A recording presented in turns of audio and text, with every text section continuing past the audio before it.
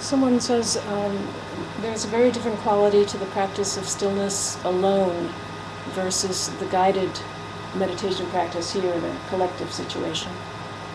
Is there any way to achieve the similar quality of stillness when one practices alone? So basically saying, feeling more supported here.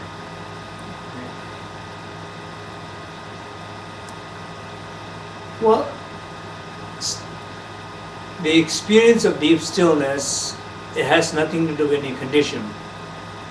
You know, it's as far as the state of stillness itself is concerned, it's the stillness there in the middle of thunderstorm, middle of the earthquake, middle of enormous challenge you're facing in your life. Stillness is always there. But am I experiencing that stillness when I'm facing all these movements? Yes, that's true. It's harder to experience that. So I was just giving example of a sleeping baby. When the baby is sleeping, and they are so cute. So if you look at a sleeping baby, they are so cute because they are very still. They are not jumping around and touching everything, breaking everything. It looks like breaking everything because they are still. So you love that stillness in the baby. They are not asking, or they are not screaming all age where they are asking too many questions.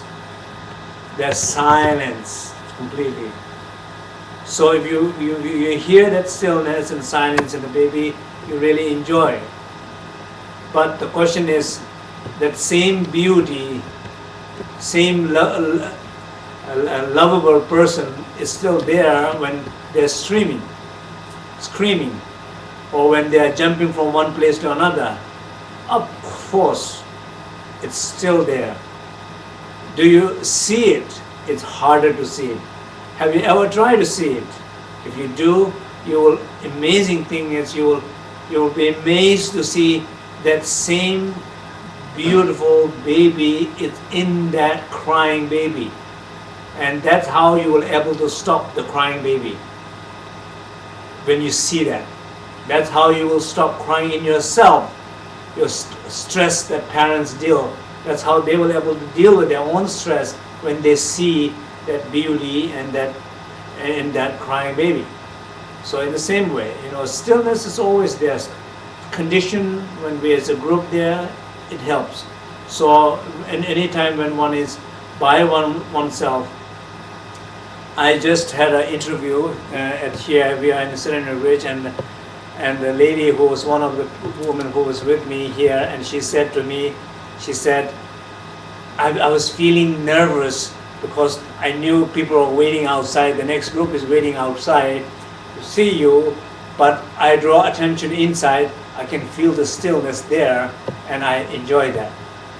Exactly, it's beautiful that when she was feeling nervous, she remembers to draw attention inside. The stillness, the calmness is still there or not. Anything can be happening outside. You don't have to go crazy. Stillness is still there. You have a choice to see it, feel it, be in it, or you have a choice to make everybody, because everybody is going crazy, to go crazy together with everybody, or you have a choice to help somebody not to go crazy because you are not participating with that craziness, particularly in a collective family issues. Someone has just lost her message on the screen, but she says that she just lost somebody that she loves. How can she work with grief in this practice?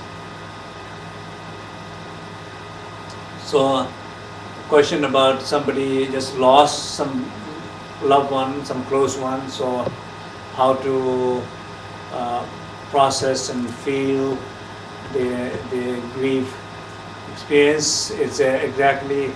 You see, we can ask so many questions. I have only one answer.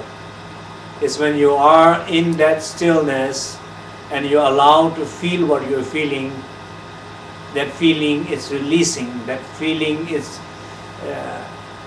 breathing, that feeling is going away. Whenever we judge that feeling, whenever we're trying to control that feeling, whenever that we pressure that feeling, whenever they invite that feeling, whenever we're trying to do something with that, we are trying to manipulating your feeling, so it is not able to breathe and be itself well, and those are the causes we are not able to breathe well. So it's like if that pain, if you look at that pain, the moment you feel that, what is saying is I'm feeling pain. What is asking is saying love, care, compassion. What is asking, and that is what we can give it to that experience of pain and grief. And the way you do that will be host and be aware and be with it without any judgment. And so if you do that with that stillness, that is the best way to process the grief here. I think you've answered some other questions with that answer. Somebody asks, what can I do to remember myself sooner, earlier, when I've forgotten my lessons? In other words, your teaching here is fresh in our mind. We can sit and do this, but how, when we're living in our life, how can we bring this into our awareness and remember to do this soon, when the situation is arising? Well, the question is that how to remember to be still earlier part in situations in our life before it becomes much more challenging. The answer is also the same, that some point somewhere we got to start. I just gave an example of a student who just came out of the teaching in the state of interview. She was feeling some anxiousness, and she remembered to look inside if the stillness is still there, even though she was feeling like a little bit shaky. So for her, remembering this, we just coming out of the teaching, remembering this, and that is exactly the way. If you remember this, after we have our meditation here, tomorrow, if you remember one, very likely day after tomorrow you will remember that. If you forget tomorrow, very likely day after tomorrow is harder to remember. So it's somehow trying to, take some actions of remembering it. And sometimes it's good. The challenges themselves should be the reminder. When you face challenges, themselves should be the reminder to be still. It's simply everything is a language, everything is a message.